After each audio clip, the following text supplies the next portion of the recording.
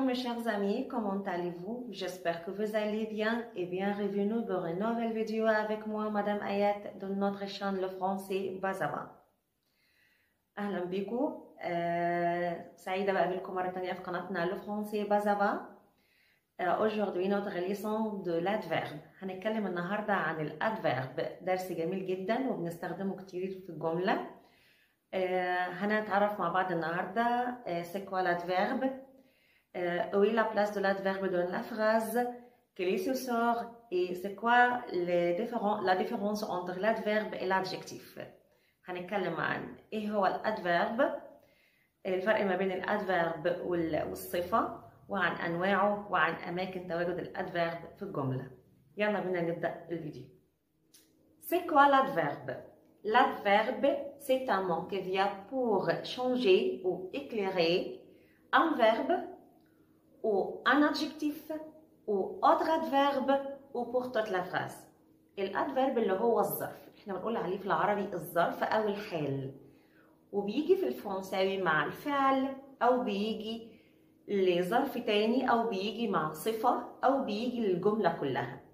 يبقى الادفيرب c'est une information supplémentaire avec le verbe ou avec un adjectif ou avec autre adverbe ou avec toute la phrase. جملة تكميلية أو كلمة تكميلية مع فعل أو مع ظرف أو مع صفة أو مع الجملة كلها. طيب الادفيرب peut-être un mot، ممكن يجي لي كلمة واحدة أو بيجي لي مجموعة كلمات مع بعضها، زي مثلا كلمة تري وكلمة مثلا بيان، أو ممكن يجي لي توتاكوب. طيب تعالوا نشوف مع بعض الأمثلة ديت عشان نعرف أكتر عن الادفيرب. Voilà, lisez avec moi ces exemples. يلا نقرا الاكزامبل ده مع بعض. بيقول لي أول حاجة Jeanne marche lentement. Jeanne marche lentement. Lentement c'est un adverbe. Lentement adverbe لأنها بتوضح لي فعل marche. Comment marche Jean؟ إزاي بيمشي جان lentement؟ طيب Clara lit très bien. Clara lit très bien. نفس الفكرة، بتوضح لي برضو verb. إزاي بتقرا Clara très bien؟ ودول اتنين ظرف عندي، ظرف بيوضح ظرف تاني. très و bien. J'ai bien mangé. J'ai bien mangé. بصوا الظرف عندي هنا جالي entre l'auxiliaire et le participe passé، جالي في النص ما بين الauxiliaire والparticipe passé. أنا باكل كويس جدا، برضو بيوضح كيفية أو طريقة الأكل. Je n'ai rien vu. Je n'ai rien vu يعني أنا ما شفتش، أنا ما شفتش. طيب برضو عندي هنا الأدفيرب بتاعي rien. Demain je vais visiter le musée. Demain je vais visiter le musée. Demain هنا بتوضح لي الجملة كلها، عشان كده جات لي في أول الفراز كلها. Le salon est en pas. Le salon est en pas. هنا بيحدد لي مكان الصالون، يبقى ده ظرف مكان. ان الصالون بيكون في الاسفل. Marie porte une robe très belle. Marie porte une robe très belle. وهنا صفة او ظرف بيوضح صفة. الروب جميل جدا. طيب عندي observe هنا، يلا نشوف مع بعض لا بلاس دو لادفيرب. الاساس في الادفيرب ان هو يكون بعد الفيرب على طول، بعد الفعل. زي عندي marche lentement. marche lentement. lit très bien. bien manger. هنا عندي exception، طبعا في الفرنسي ما عندناش قاعدة كاملة، في exception عندي بيقول لي ان هنا الادفيرب هيجي entre l'auxiliaire et le participe passé. هنا في النص اهوت j'ai bien mangé، انا كلت كويس جدا. او عندي هنا في النفي ne rien. ne rien. وعندي في النص الاوكسيليير. وهنا عندي demain جايله في اول الجمله عشان توضح الجمله كلها. en pas بتوضح لي لو salon مكانه فين. وفي الاخر عندي très belle الظرف بيوضح الصفه، فبيجي قبل الصفه على طول. كده عرفنا c'est quoi l'adverbe، وعرفنا où est la place de l'adverbe dans la phrase. عرفنا معنى كلمة الادفيرب، وكمان عرفنا مكانها في الجملة. دلوقتي هنتكلم مع بعض عن quelle est la différence entre l'adverbe et l'adjectif. الفرق ما بين الادفيرب والادجكتيف. الادفيرب زي ما قلنا مع بعض ان هو بيدخل مع الفعل او صفة او ظرف او الجملة كلها. يبقى الادفيرب بيجي مع فعل او ظرف او صفة او جملة كاملة. اما الادجكتيف بيجي مع ضمير او بيجي مع اسم فقط. بيجي مع ضمير او بيجي مع اسم فقط. طيب الادفيرب عندي امو انفاريابل، كلمة ثابتة غير متغيرة، يعني لا مرتبطة بنوع ولا مرتبطة بعدد، ما فيهاش اي لخبطة، بتيجي ثابتة. اما الادجكتيف مرتبط بالنوع ومرتبط بالعدد، مع الضمير والاسم لازم يكون الادجكتيف متطابق معاه في النوع وفي العدد. يلا نشوف الامثلة دي مع بعض. La différence entre l'adverbe et l'adjectif. Voilà, lisez avec moi ces exercices. يلا نقرأ الأمثلة ديت. Pierre conduit rapidement. Rapidement ici est adverbe. بصوا معايا. Rapidement adverbe هي بتوصف الكوندوي بتاع بيير. بيير بيقود السيارة ازاي؟ rapidement. إذا أنا بوصف الفعل بتاعي، يبقى ده adverbe. Pierre conduit une belle voiture. Pierre conduit une belle voiture. طيب أنا هنا بوصف إيه؟ بوصف الاسم، بوصف voiture. يبقى أنا كده بقول belle voiture، يبقى belle adjectif. Jana se comprend mal en classe.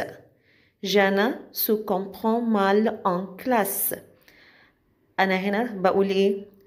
جانا سو كومبرون، بوصف فهم جانا إنه هو سيء. يبقى أنا محتاجة adverb عشان أنا بوصف الفعل. يبقى هنا عندي mal adverb. جانا a une mauvaise mémoire. جانا a une mauvaise mémoire. mauvaise ici adjectif لأن أنا بوصف ذاكرة جانا اللي هي mémoire. يبقى أنا محتاجة هنا adjectif يوصف الاسم. Ali est bon en français. Ali est bon en français. Adjectif. Bon c'est un adjectif عشان أنا هنا بوصف علي وبقول علي est bon. يبقى أنا مش بوصف إيه هنا. verb être بيجي معاه الادجكتيف. علي travaille bien en classe. يبقى أنا كده بتكلم عن الترافاي بتاع علي en classe، يبقى adverbe. C'est une comparaison entre les mots dans l'adjectif et dans l'adverbe ont le même sens. Mais c'est impossible d'utiliser le mot des adjectifs dans l'adverbe et les mots des adverbes dans l'adjectif. هنعمل دلوقتي مقارنة ما بين كلمات في الادجكتيف هي نفس المعنى في كلمات في الادفيرب، بس استحالة اني استخدم ده مكان دوت. يعني مثلا أنا عندي كلمة بون المؤنث بتاعها بون، وفي الادفيرب بيان. موفي موفيز في الادفيرب مال. ميور ميو. دو أو دوس هتبقى عندي دوسمون. وكده يبقى فاضل عندي آخر حاجة لي سور ديز ادفيرب، أنواع الادفيرب. عندي adverbe de temps, adverbe de lieu, adverbe de manière, adverbe d'exclamation, adverbe de quantité وadverbe d'affirmation. طبعا الأنواع الظروف كتير بس احنا هناخد أهمها النهاردة إن شاء الله وهنتكلم عنهم بالتفصيل.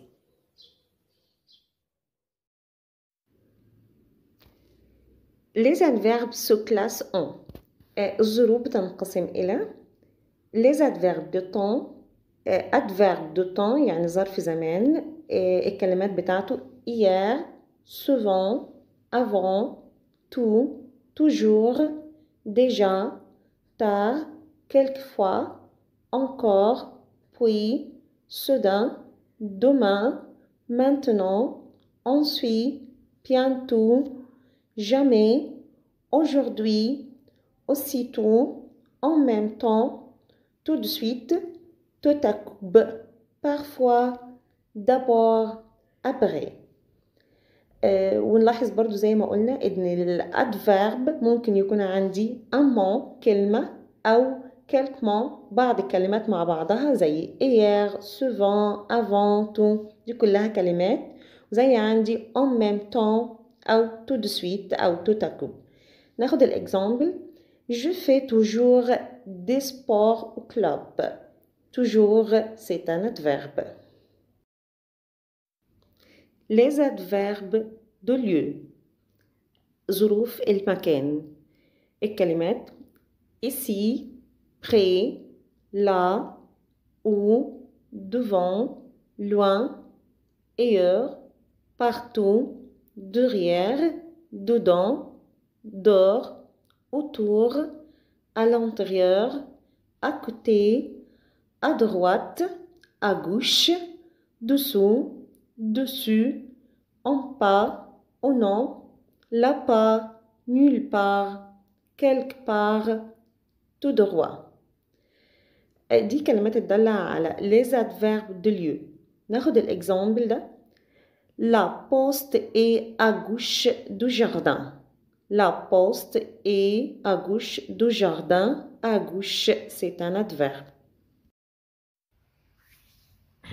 Les adverbes de manière يعني ظرف الطريقة اللي هو الكيفية اللي بسأل عنه comment.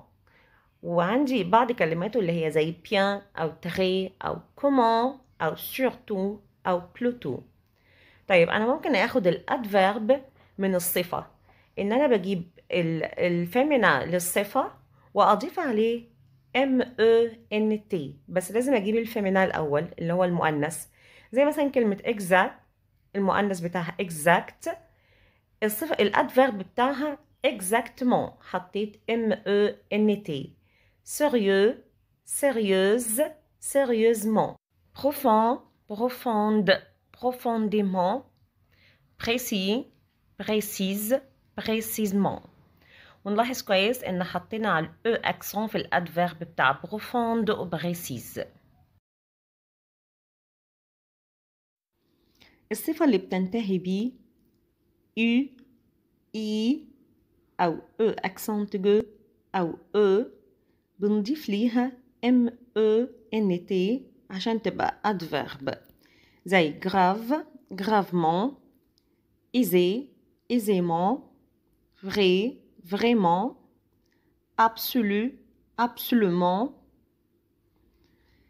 الصفة اللي بتنتهي ب ENT changer à E deuxième ENT تحول ل EMMENT زي violence والصفة اللي بتنتهي ب ANT changer à deuxième ENT زي méchant méchamment.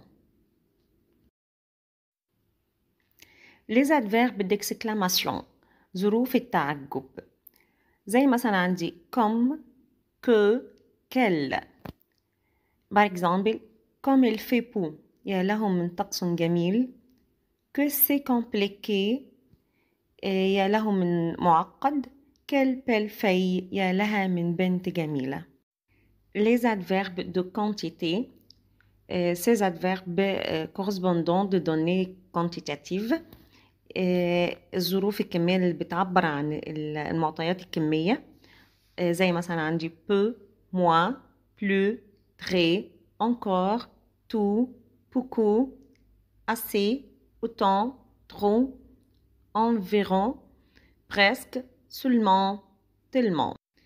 J'ai assez d'argent pour acheter une montre. Les adverbes d'affirmation. Ces adverbes pour affirmer de quelque chose ou exprimer un doute يعني علشان تأكد لي شيء أو تأكد لي الشك في شيء أو نعبر عن الشك في شيء زي مثلا عندي oui si certes bien sûr certainement assurément peut-être sans doute vraiment probablement. exemple certainement je viendrai ton anniversaire. وبكده نبقى خلصنا الدرس بتاعنا.